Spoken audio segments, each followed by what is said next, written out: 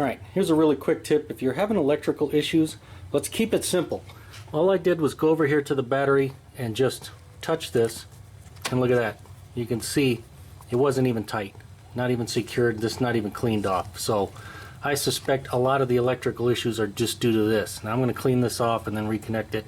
I can't reconnect it right now because it's going to set the alarm off, but when you're doing electrical issues and trying to diagnose stuff, don't overlook simple stuff like this. That can save you a lot of headache.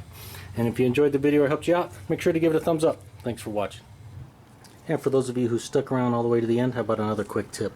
Sometimes these Honda battery terminals will pinch all the way down when you tighten them up, and then they won't get any tighter. All you got to do is just twist the end like that. You can see how I have it twisted. Now this thing is tight and we're good to go. Now don't try to tighten it while it's on the post. Take it off the post, hold the round end with one pair of channel locks or something, hold the other end with another pair, and then twist it a little bit. If you do it on the post like it is right now, if you try to grab it and twist it, you'll probably break your battery and then you'll be buying a new battery because you'll loosen the post up. So don't do that. But anyway, that's another little trick to tighten these up in a pinch without having to replace the whole thing. In any event, hey, thanks for watching.